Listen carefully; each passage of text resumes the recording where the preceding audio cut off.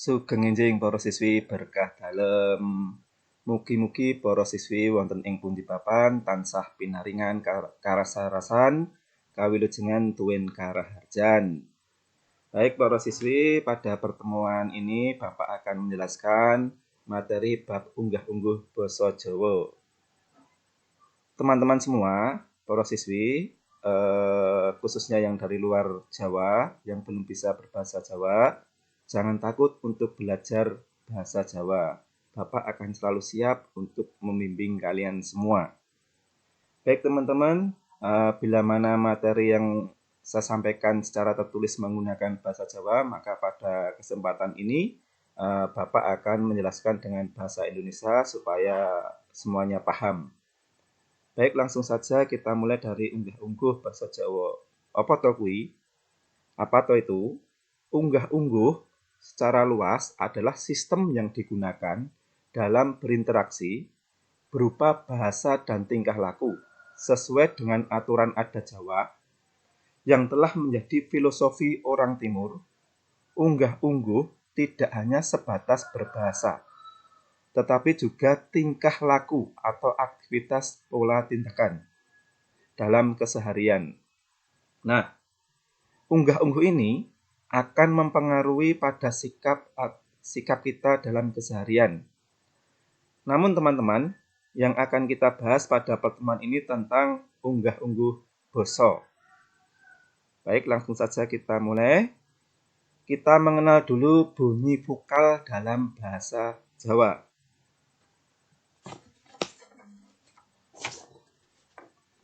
Bunyi vokal dalam bahasa Jawa seringkali atau kadangkala A itu dibaca O, I dibaca E, U dibaca O, O dibaca O.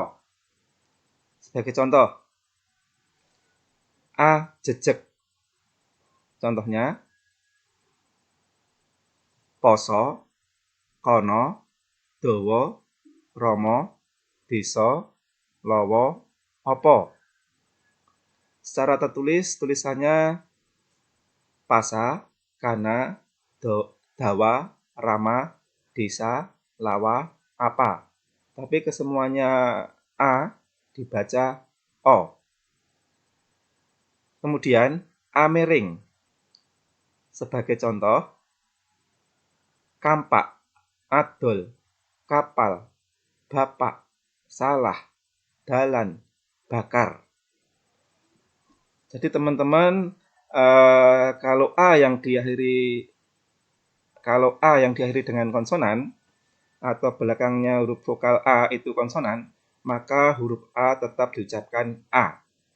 Kalau yang di atasnya itu A tapi mengo, terbuka, maka diucapkan dengan O.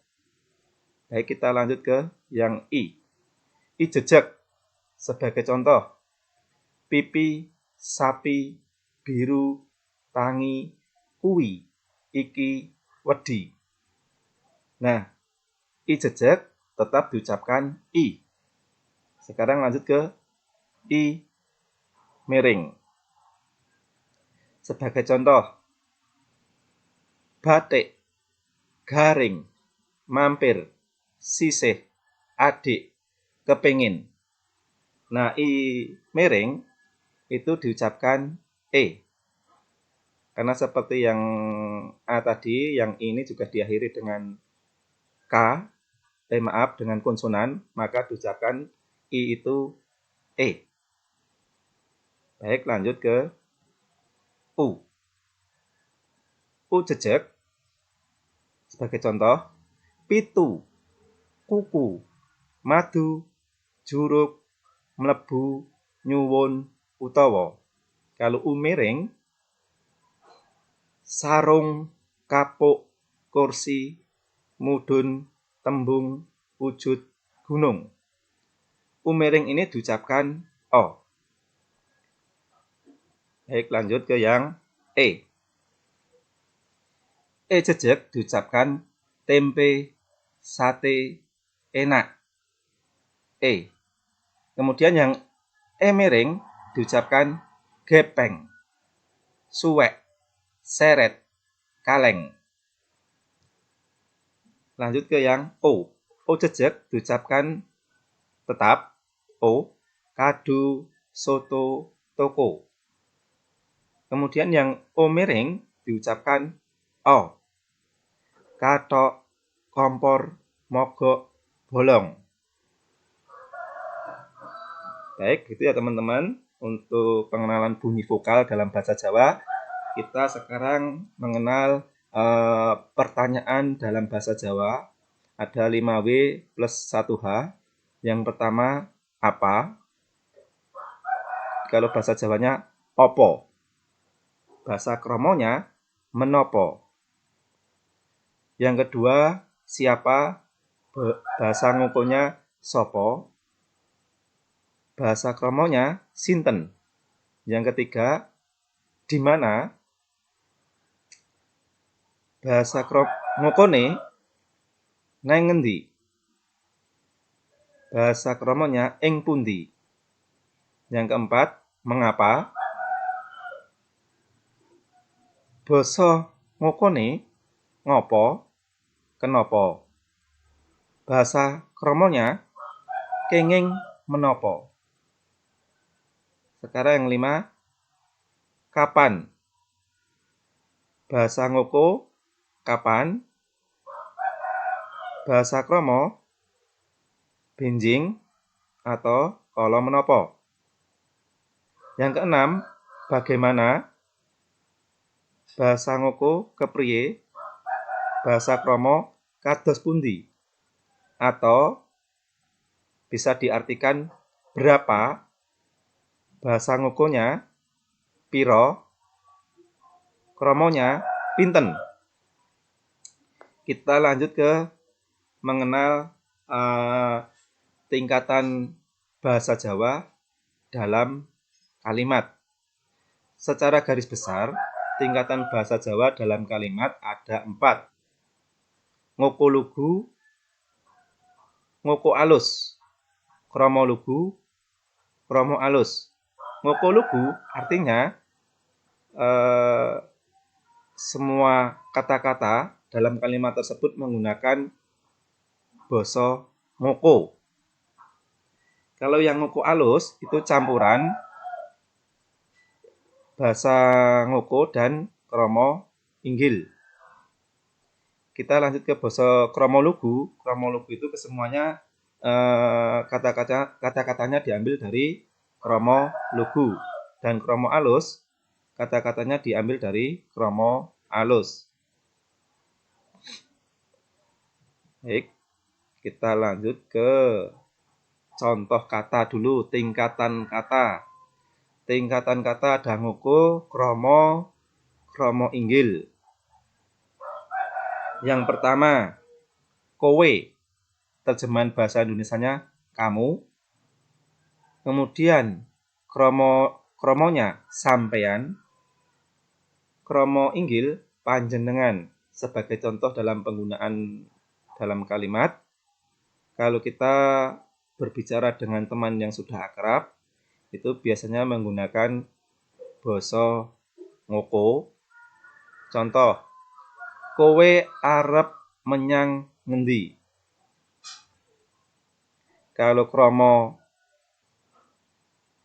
lugu, misalnya dalam percakapan, sampeyan ajeng kesah wonten pundi?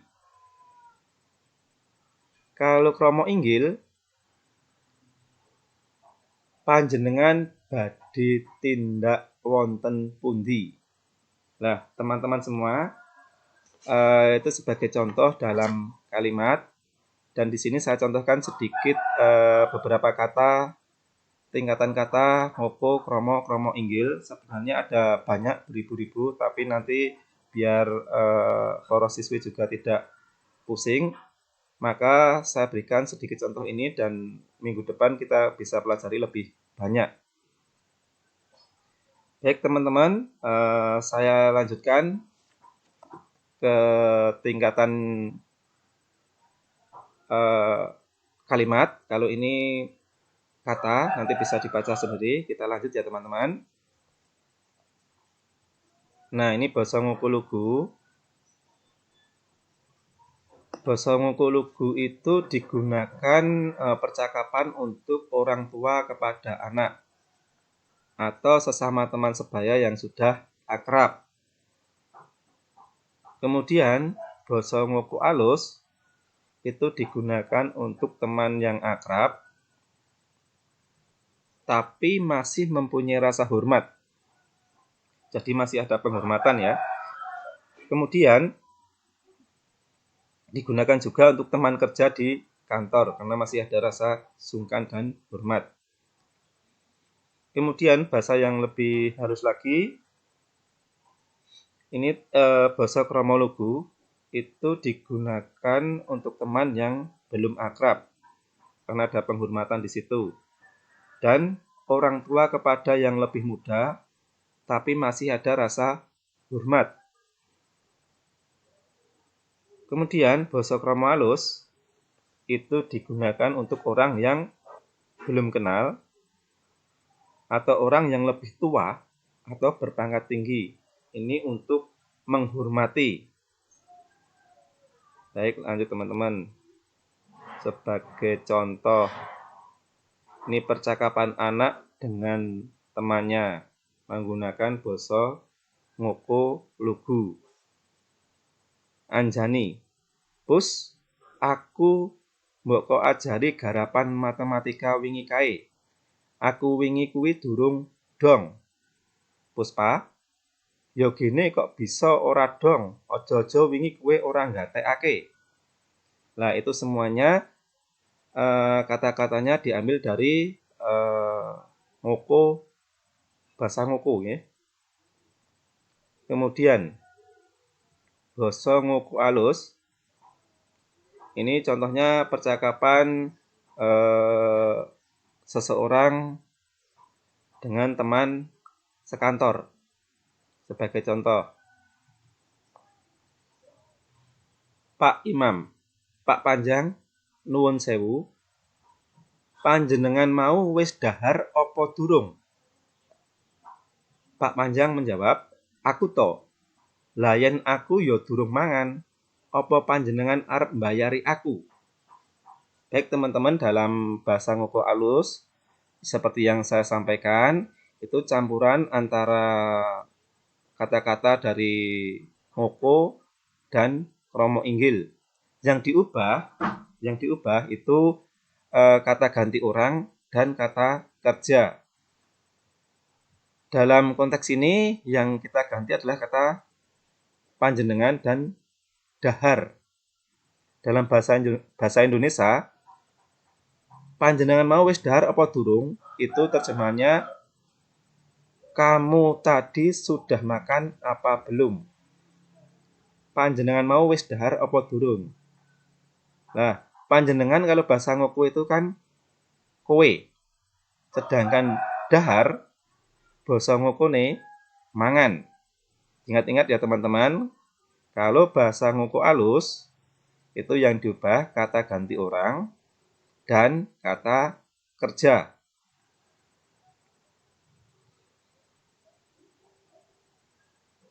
Kemudian basa krama lugu. Ini contohnya percakapan Pak Ketua RT kepada pemuda di perempatan, di pepanggian pemuda atau dalam acara perempatan ya. Sebagai contoh, Pak RT menyampaikan atau berbicara. Adik-adik sedaya, kula ing mriki ngaturaken panuwun dhateng sampeyan sedaya dene sampun purun dugi ing pepanggihan menika. Nah, teman-teman semua, kata-kata yang dalam kalimat tersebut diambil dari kromo atau kolom kromo. Nanti bisa dilihat ya teman-teman. Semuanya bahasa kromo. Kita lanjut ke basa kromo alus. Sebagai contoh percakapan antara cucu dengan simbah. Wisnu. Kados pundi Mbah gerahipun sampun dangan menapa dereng? Eyang, rasane kok durung iki, miturut kowe kepriye le supayane simbah cepet mari? Wisnu, mekaten mawon Mbah, ing mangke simbah kula dherekaken tindak dhateng puskesmas kersanipun dipun priksa dening Pak Dokter. Baik teman-teman, dalam percakapan menggunakan basa krama alus, itu seorang anak menyampaikan kalimatnya menggunakan basa krama inggil semua, tapi untuk membahasakan diri kita sendiri itu menggunakan basa krama.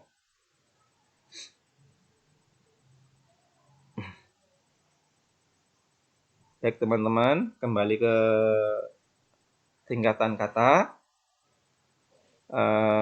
Saya ulangi untuk tingkatan kalimat tadi. Ngoko lugu itu kesemuanya dalam kalimat kata-katanya diambil dari kolom ngoko. Bisa dilihat ya. Kemudian ngoko alus itu kalimatnya kata-katanya campuran diambil dari kolom ngoko dan kolom krama inggil. Kemudian basa krama lugu dalam kalimat kata-katanya diambil dari kolom krama. Kemudian krama inggil kalimatnya dalam kalimat kata-katanya diambil dari kolom krama inggil.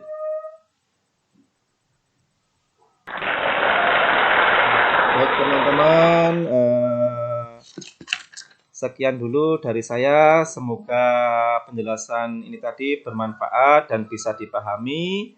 Untuk materi yang lebih detail nanti bisa saya kirimkan via Classroom secara tertulis, dan minggu depan kita bisa belajar lebih banyak lagi, dan minggu depan saya agendakan untuk latihan menggunakan unggah-ungguh basa dalam kalimat maupun percakapan. Sekian dulu dari saya para siswi. Sugeng siang, berkah dalem.